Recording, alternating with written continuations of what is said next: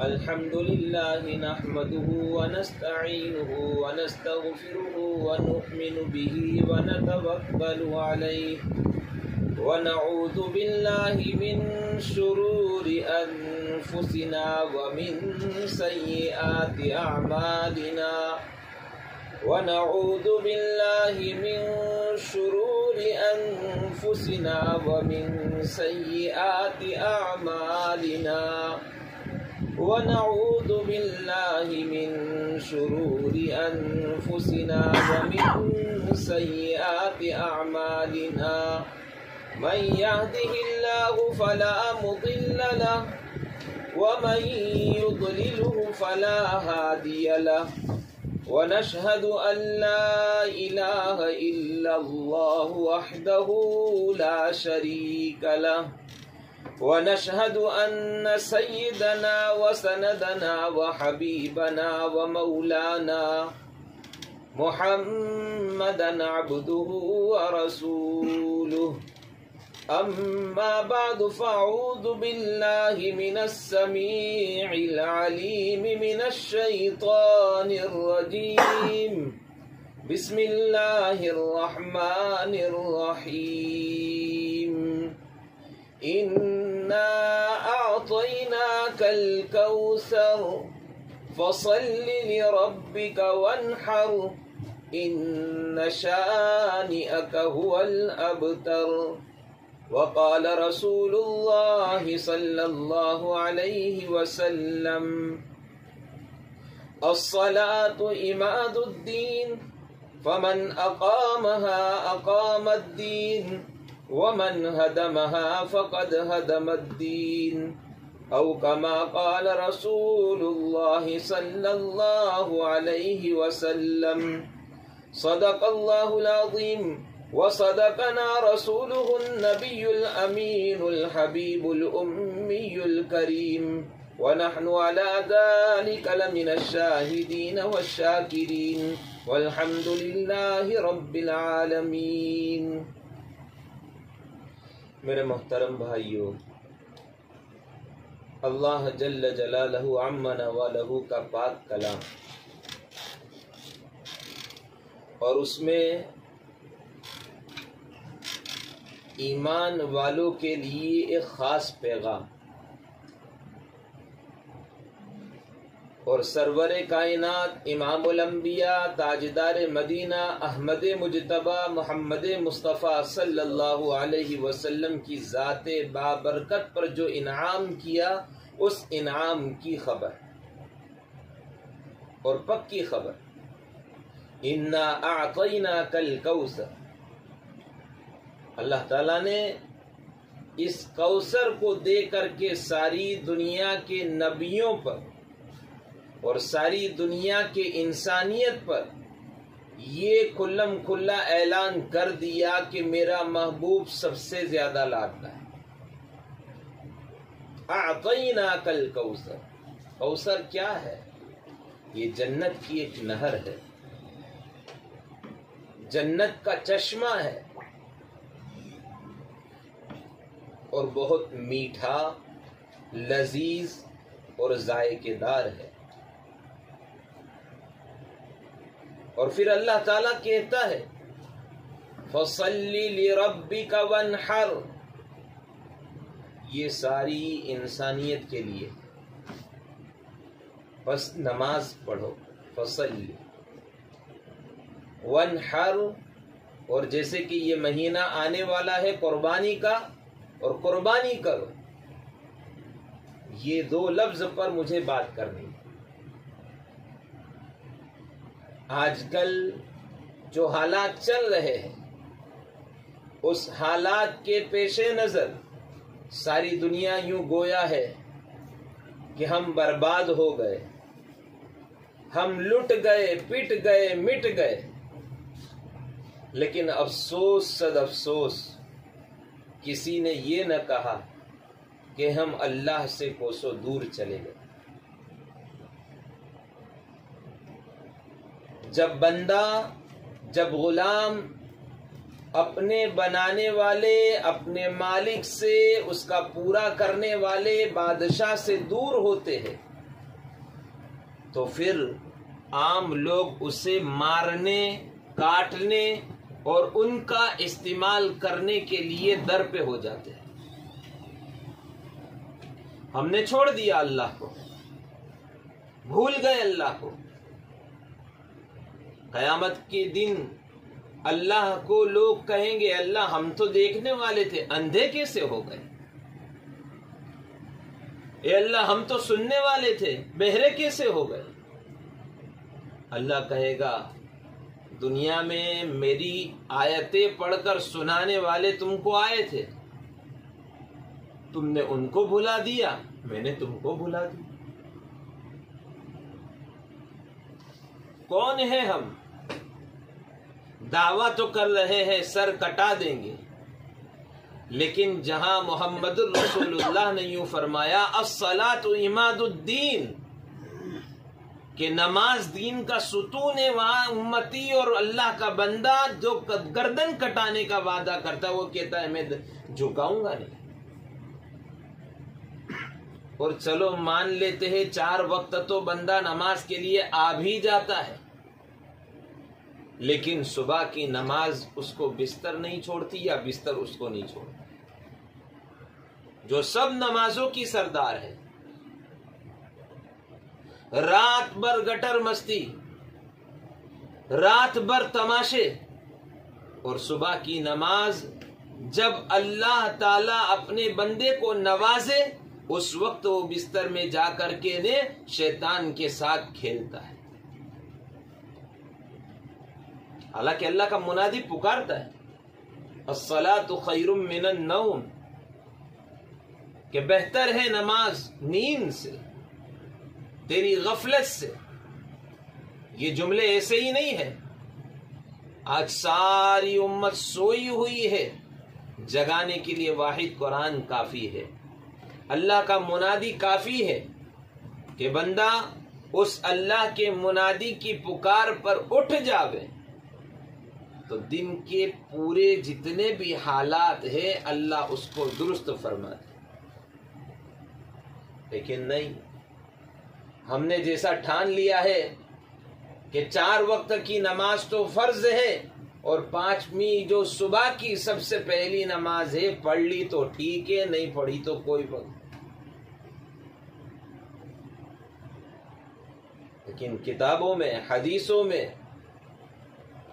کہ جو بندہ صبح کی نماز پڑھ لیتا ہے شیطان کی کمر توڑ دیتا ہے، اور جو بندہ صبح کی نماز چھوڑ دیتا ہے شیطان اس کی کمر پر سوار ہو جاتا ہے، اور کمر پر سوار ہو جانے کے بعد اس سے وہ گناہ کرواتا ہے جو پورا دن اس نے سوچے بھی نہیں ہوتے۔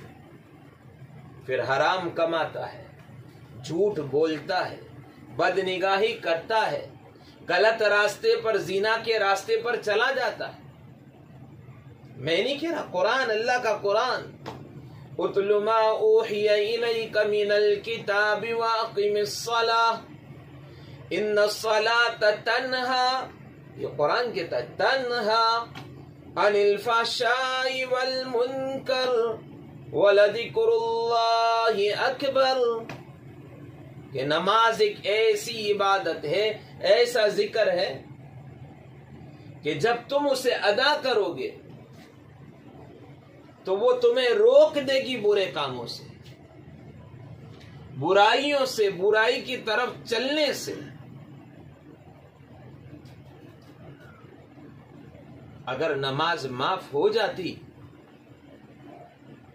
تو سیدہ فاطمۃ الزہرا رضی اللہ تعالی عنہا کے لخت جگر، نور نظر، میرے آقا پیارے مدنی صلی اللہ علیہ وسلم کے دلارے، شیر خدا کے پیارے حسین، حضرت حسن اور حسین پر ہو جاتی، اور خصوصاً حضرت حسین پر ہوتی۔ کربلا کا میدان لگا ہے، تلواروں کی جھنکار ہے، نیزوں کی بارش ہو رہی ہے، تیر پھینکے جا رہے ہیں، اور وہاں شمر کو اعلان کروایا جا رہا ہے کہ ہمیں نماز کا وقت دے دیا جائے. موت سر پر کھڑی ہے. موت. اب تو بوڑھا ہونے والا بھی حساب لگاتا ہے. قبر میں پیٹ لٹک چکا ہے لیکن بال کالے کروا رہا ہے کہ مجھے جینا ہے ابھی. اچھی بات ہے جی بھائی, اور دعا ہے اے اللہ بڑی عمر عطا فرما, لیکن تیری رضا کے ساتھ. بے وقوفی والی زندگی گزار کر کے کیا فائدہ ہے؟ زندگی تو جانور بھی گزارتا ہے, زندگی تو پرندے بھی گزار رہے ہیں, حشرات الارض بھی گزار رہے ہیں, لیکن اللہ نے مجھے اور آپ کو ایک لقب دیا ہے, فی احسن تقویم. میں نے تم کو بہترین سانچے میں ڈالا ہے, تو سانچے کے اندر عقل بھی آ گئی. ہمارا جو فرما ہے اس فرمے کے اندر اللہ نے عقل ڈالی ہے, اور اس عقل سے آدمی کو پہچان ہو جاتی ہے کہ میرے لیے کیا غلط ہے اور کیا صحیح ہے. لیکن اللہ ہمیں معاف فرماوے. آج لوگ یوں تو کہتے ہیں اللہ ہم سے ناراض ہو گیا ہے, لیکن ان کو نہیں پتا. لوگوں کو پتا چل جاوے کہ اللہ کی ناراضگی کیا ہوتی ہے تو کوئی بھی مسجد سے باہر نہ نکلے. ناراضگی پوچھنی ہے قوم عاد سے پوچھو, ناراضگی پوچھنی ہے قوم سمود سے پوچھو, قوم صالح سے پوچھو, قوم لوط سے پوچھو, قوم ہود سے پوچھو, قوم بنی اسرائیل سے پوچھو. ناراضگی کسے کہتے ہیں؟ عذاب آتا ہے, اور ایسا عذاب نہیں کہ چھوڑ دیا گیا. جب عذاب آتا ہے, اللہ ناراض ہوتا ہے تو بندر بناتا ہے, خنزیر بناتا ہے, کھانا خراب کر دیتا ہے, زندگی اجاڑ دیتا ہے, ایک چنگاڑ پر سب برباد کر دیتا ہے, پانی کا سیلاب ایسا لاتا ہے کہ ذرہ برابر بھی نہیں بچاتا. یہ ہے اللہ کا عذاب اور یہ ہے اللہ کی ناراضگی. ہاں, ابھی جو ہم پر حالات کورونا کی شکل میں چل رہے ہیں یہ اللہ کی طرف سے ایک الارم ہے. ابھی اللہ ناراض نہیں ہوا ہے. الارم بجایا, گھنٹی بجائی اللہ نے کہ دیکھو صرف کورونا آیا ہے جس کی وجہ سے بھائی نے بھائی کو چھوڑ دیا, باپ نے بیٹے کو چھوڑ دیا, ماں نے اپنی بیٹی کو چھوڑ دیا, بیوی نے اپنے شوہر کو چھوڑ دیا. ہم نے اپنے ہاتھوں سے کئی ایسی میتیں اٹھائی ہے کہ جس کے اندر اپنا سگا باپ ہے لیکن بیٹا ہاتھ لگانے کو تیار نہیں, سگی بیوی ہے شوہر ہاتھ لگانے کو تیار نہیں. کون باپ کون بیوی جو زندگی بھر اس کی آیا بن کر رہی, اس کے کپڑے دھوتی رہی, اس کے سر میں کنگھی کرتی رہی, اس کے لیے ہر نعمت کو میسر کرتی رہی. آج جب وہ مری ہے کورونا کا لیبل لگا کر, اس کو اٹھانے کے لیے اس کا شوہر تک تیار نہیں. قرآن اس کا نقشہ کھینچتا ہے, یوم یفر المرء من اخیہ وامہ وابیہ وصاحبتہ وبنیہ. بھائی بھائی سے بھاگے گا, ماں باپ ایک دوسرے سے بھاگیں گے. ہاں, یہ قیامت کا نقشہ قیامت کے دن کا ہے. لیکن ابھی تو دنیا چل رہی ہے. ایک معمولی سا ڈیمو دے کر کے اللہ تبارک و تعالیٰ نے بتا دیا کہ دیکھو یہاں جب کوئی کسی کا ایک معمولی سے کیڑے میں اللہ کے, اور کیڑا بھی کتنا ہے, اللہ کے کروڑوں لشکر میں سے ایک معمولی سا سپاہی آیا ہے جسے کوئی نہ مٹا سکتا ہے نہ پکڑ سکتا ہے. معمولی سا سپاہی. اگر اللہ اپنے بڑے بڑے سپاہیوں کو بھیج دے تو کیا ہوگا؟ سوچنا چاہیے. ایک معمولی سپاہی کی اگر ہم مقابلے کی طاقت نہیں رکھ سکتے تو اللہ کے عذاب کی طاقت کیسے رکھیں گے؟ نمرود آیا نا, کہا بلا بلا, یہ وہی نمرود ہے اس مہینہ جس کے نام سے منایا جائے گا. میرے آقا جناب محمد الرسول اللہ فرماتے تھے کہ قربانی میرے جد امجد حضرت ابراہیم علیہ السلام, سنت ابیکم ابراہیم, میرے باپ ابراہیم علیہ السلام کی سنت.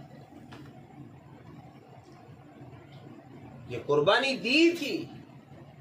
ہم ایک قربانی صرف نماز کی صبح میں اٹھنے کی قربانی نہیں دے سکتے. صبح میں اٹھنا ہے، صرف پڑھ کے سو جاؤ نماز. مسجد 4 قدم پر ہے لیکن مسجد میں ہم نہیں آتے. یہ قصور اللہ کا نہیں، بندے کا ہے. بندے کو باہر جانا ہو تو تیار ریڈی ہے، پوری رات کی نیند قربان کر دے گا لیکن صبح مسجد میں نہیں آئے. وہ کہہ رہا تھا میں کہ امتی کہتا ہے کہ میں سر کٹا دوں گا، تو بیٹا پہلے سر جھکا تو دے، اللہ کے سامنے جھکا دے، کیونکہ جھکا ہوا اللہ کے سامنے جو سر کٹے گا تو پھر اس کو مرتبہ امام حسین کے ساتھ کام کرنے والوں کے جیسا ملے. ورنہ سر تو ابو جہل نے بھی کٹوایا تھا، ابو لہب نے بھی کٹوایا، اور اسلام کے کئی دشمنوں نے کٹوایا.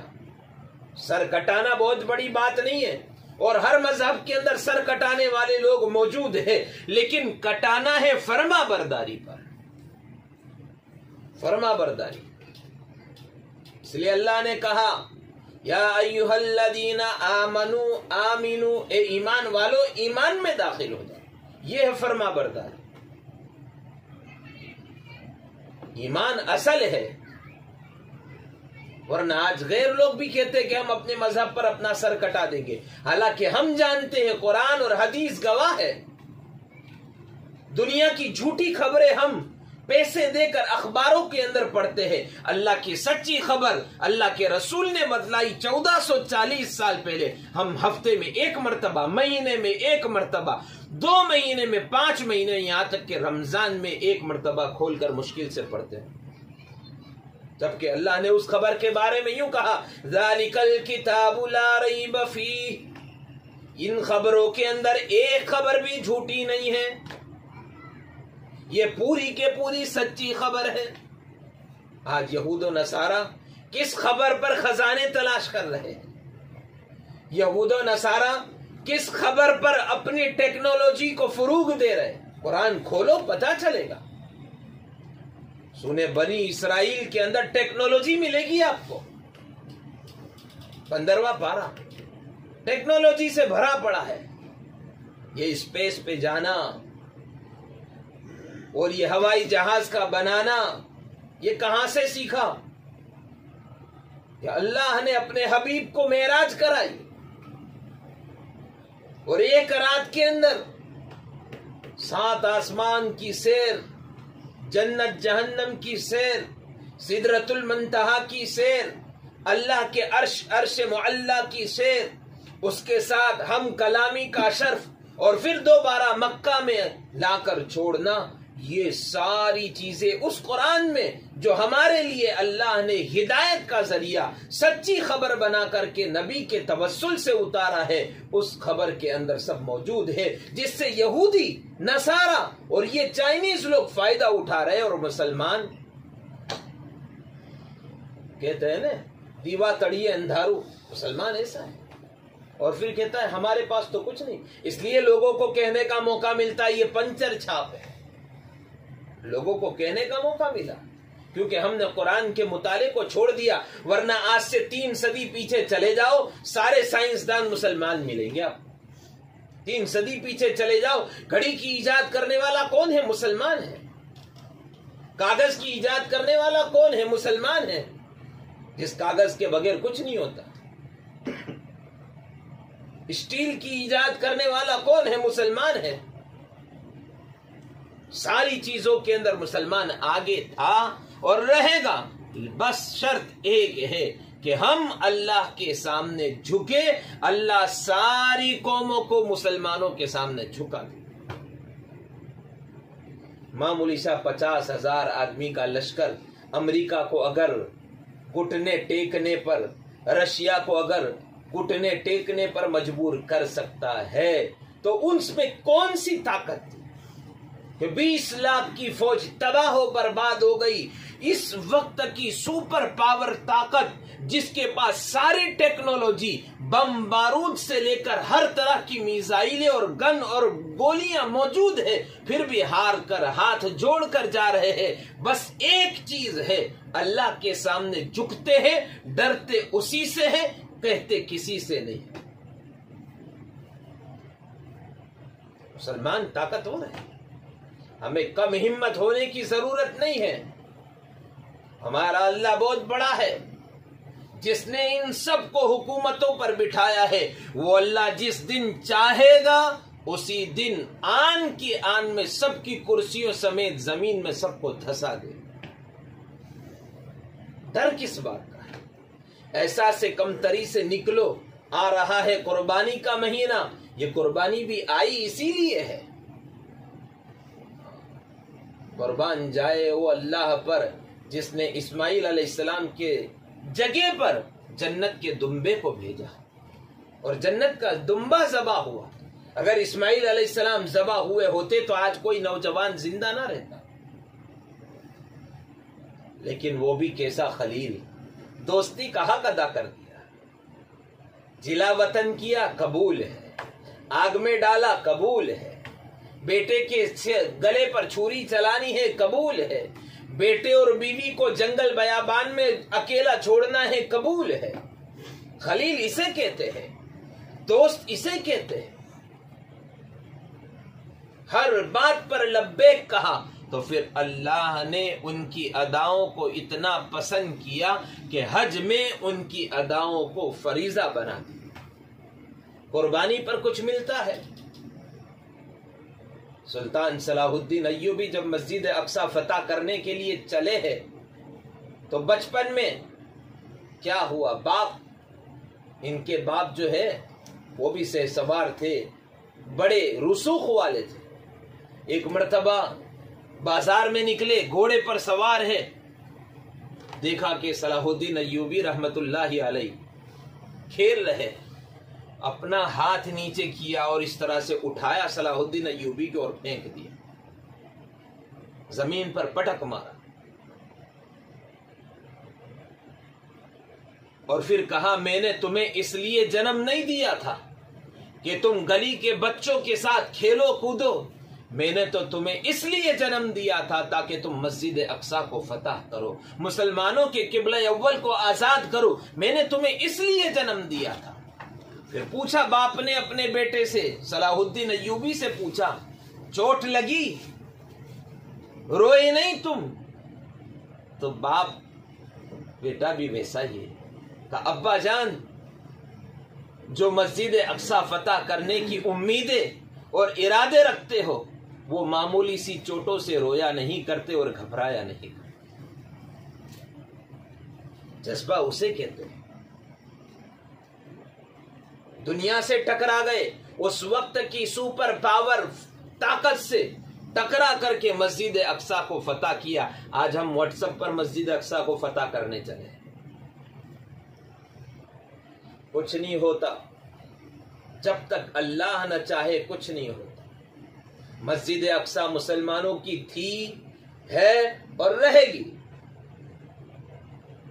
اس کا موقع نہیں ہے کہ میں مسجد اقصی پر بات کروں، لیکن مسجد اقصی کے فتح کرنے والے واٹس ایپ کے مجاہدین سے میری درخواست ہے کہ سب سے پہلے وہ اپنے نفس کے ساتھ جہاد کر کے صبح کی نماز میں مسجد میں پہنچ جائیں،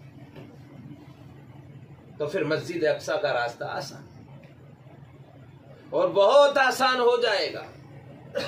کیونکہ جب اللہ کے سامنے بندے جھکتے ہیں تو اللہ رب العالمین ان بندوں کی مدد کے لیے اپنے خاص بندوں کو بھیجتے ہیں۔ اس لیے میرے بھائیوں، عزیزوں، بزرگوں، جہاں جہاں تک میری آواز پہنچے ان تمام سے یہ درخواست ہے کہ احساس کمتری سے نکلو، قربانی کا جذبہ پیدا کرو، اور قربانی میں سب سے پہلی قربانی یہ ہے کہ صبح کی نماز کی پابندی اپنے آپ پر لازم کرنا۔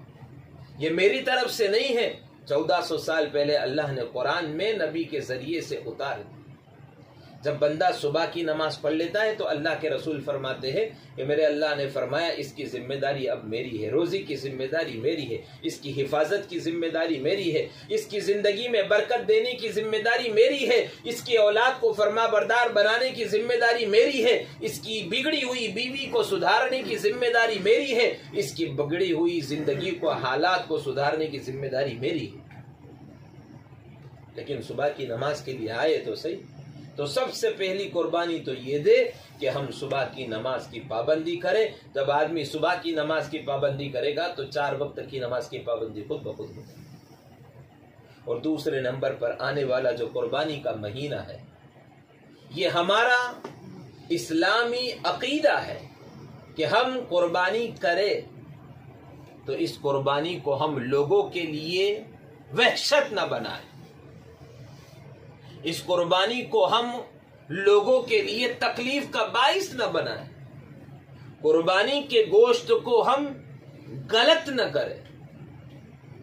فریج بھر دیا، پڑوسی بھوکا مر رہا ہے، راستے پر چمڑا ادھیڑ کر کے پھینک دیا، کہیں اوج ڈال دی، اسلام اس کو نہیں کہتا۔ الطہور نصف الایمان، گلی محلے بازار یہ سب کلین ہونا چاہیے۔ پہلے کوئی کہیں سے آتا تھا اور کہیں کسی شہر سے بستی سے گزرتا تھا اور بستی کے اندر صاف صفائی نظر آتی تھی تو یوں کہتے تھے یہ مسلمان کی بستی۔ اور آج اگر کہیں سے بھی کوئی آ جاوے، یہاں تک کہ بیچارے ہمارے جو کام کرنے والے بھنگی جسے ہم کہتے، ان کے محلے بھی شاید مسلمانوں کی محلے سے صاف ستھرے ہوتے ہیں۔ رات میں نکل کر دیکھو تو پتا چلے گا کہیں سالن گرا ہے، کہیں کچھ گرا ہے، کہیں کچھ گرا ہے۔ مسلمان تکلیف دینے والا نہیں ہوتا، مسلمان لوگوں کے لیے راحت ہوتا ہے۔ المسلم من سلم المسلمون من لسانہ ویدہ، مسلمان وہ نہیں جس کے ہاتھوں سے لوگوں کو تکلیف پہنچے، مسلمان وہ ہے جس کے ہاتھ اور زبان سے لوگ محفوظ رہے۔ اس لیے میرے بھائیو عزیزو بزرگو، قربانی ہم بڑھ چڑھ کر کے کریں۔ بلکہ امام مالک تو کہتے ہیں تمہارے پاس اگر وسعت نہیں ہے تو قرضہ لے کر قربان، دیکھو پھر اللہ زندگی میں برکتیں، اس سال برکتیں ڈالے گا۔ ہم معمولی بات کے اندر قربانی کو ضائع کر دیتے ہیں۔ قربانی ہر اس شخص پر فرض ہے جس کے اوپر زکوٰۃ واجب ہے، اس شخص پر فرض۔ اس لیے قربانی کا اہتمام کریں، اور اس قربانی کے گوشت کے اندر سب سے پہلے ذوی القربہ اپنے رشتہ داروں کا خیال کریں، اپنی مسجد کے اماموں کا، وہاں کے مؤذنوں کا، پھر اپنے محلے والوں کا، جو غریب ہے ان کا۔ یہاں تو کیا ہوتا ہے، جو مالدار ہے اسی کے وہاں گوشت پہنچایا جاتا ہے، اور گوشت بھی اتنا پہنچائے کہ کسی کے یہاں ایک وقت کی ہانڈی صحیح سے ابل جائے، 4 بوٹی بھیجتے۔ اب قربانی کی ہے، بیچ نہیں رہا ہے گوشت، قربانی کی ہے، اتنا تو گوشت بیچ کہ وہ جی بھر کے من بھر کے کھا لے، چاہے کم آدمیوں کے یہاں پہنچے لیکن پہنچو، اور پھر دوسروں کو ترغیب دو کہ ہم نے اتنے گھروں میں پہنچا دیا، اب آپ اتنے گھروں میں پہنچا دو۔ یہ نبی کا طریقہ ہے، یہ سنت طریقہ ہے۔ اس لیے میرے بھائیو عزیزو بزرگو، آنے والی قربانی کے مہینے کو اللہ کی طرف سے ہماری مہمانی سمجھو، یہ اللہ کی طرف سے مہمانی ہے۔ اس مہمانی کو قبول کر کے ہم اپنی اللہ کی مہمانی میں جو اللہ نے ہمیں دی ہے اس مہمانی میں لوگوں کو بھی شامل کرو۔ اور جب بندہ اپنے اللہ کے دیے ہوئے مال کے اندر جب لوگوں کو شریک کرتا ہے حلال طریقے سے تو اللہ تعالیٰ اس کے مال کو بڑھا دیتا ہے۔ اس لیے سب ارادہ کرو، انشاءاللہ ہم آج سے 5 وقت کی نماز کی پابندی بھی کریں گے اور انشاءاللہ ہم قربانی بھی کریں گے۔ اللہ تعالیٰ مجھے آپ کو کہنے سننے سے زیادہ عمل کرنے کی توفیق عطا فرماوے۔ اللہم صلی علی سیدنا و نبینا و شفیعنا و سندنا و حبیبنا و مولانا محمد عبدہ و رسولہ، یا اللہ یا رحمان یا رحیم یا ذا الجلال والاکرام۔ الہ العالمین، ہم نے اپنی طرف سے کچھ نہیں کہا، جو تو نے ہمارے دل میں بات ڈالی وہ بات ہماری زبان سے نکلی ہے، تو سب سے پہلے ہمارے لیے اس پر عمل کرنا آسان فرما دے اور پوری امت کو اس کار خیر میں شامل ہو کر عمل کرنا آسان فرما دے۔ اللہ تو امت کے اوپر جو گندے حالات ہیں اس کو درست فرما دے، بیماروں کو شفا دے دے، مریض جو وینٹی کے محتاج ہے، آکسیجن کے محتاج ہے، بائی پیپ کے محتاج ہے، ان تمام کو تمام طرح کی محتاجگی سے نجات عطا فرما دے، جن جن کے رشتہ دار بیمار ہے شفا کلی عطا فرما دے، جن کے رشتہ دار مرحوم ہو چکے ہیں اس بیماری میں ان تمام کی مغفرت فرما، ان کی شہادتوں اور سعادتوں کو قبول فرما۔ اے مولا ہم نے جو خدمتیں کی ہے اسے بھی تو اپنے فضل سے قبول فرما۔ اے مولا ہر طرح کی بری اور اچانک کی موت سے ہماری حفاظت فرما، ہمیں شہادت والی، سعادت والی، مسجد نبوی والی، تیرے دربار والی، تیری رضا والی، سبحان ربی العلی والی، ریاض الجنت والی موت نصیب فرما۔ الہ العالمین جن لوگوں نے دعا کے لیے کہا لکھا متوقع ہے ان تمام کی دلی نیک حاجات اور تمناؤں کو پورا فرما، اپنے فضل سے تمام انبیاء کرام کے صدقے طفیل اور وسیلے سے، خصوصاً حضرت ابراہیم علیہ نبینا علیہ الصلوۃ والسلام، حضرت اسماعیل علیہ نبینا علیہ الصلوۃ والسلام، اور سب سے بڑھ کر میرے اور ہم سب کے آقا جناب محمد رسول اللہ صلی اللہ علیہ وسلم کے صدقے طفیل اور وسیلے سے ہماری دعاؤں کو قبول فرما، قرض داروں کے قرض کو ادا ہونے کی غیب سے تو شکل صورتیں پیدا فرما، بے گھروں کو گھر عطا فرما، بے اولاد کو اولاد عطا فرما، بے سکون کو سکون عطا فرما، امت کے اوپر جتنے بھی حالات غلط طریقے سے ڈالے گئے ہیں اور ان کو جیلوں میں بند کیا گیا ہے ان تمام کو تو رہائی عطا فرما، اور ڈالنے والے جو ظالم ہیں تو ان سے اپنے فضل سے نمٹ کر ان کا خاتمہ فرما، ہماری دعاؤں کو قبول فرما۔ وصلی اللہ تعالی علی حبیبک خیر خلقہ ونور عرشہ محمد وآلہ وصحبہ اجمعین برحمتک یا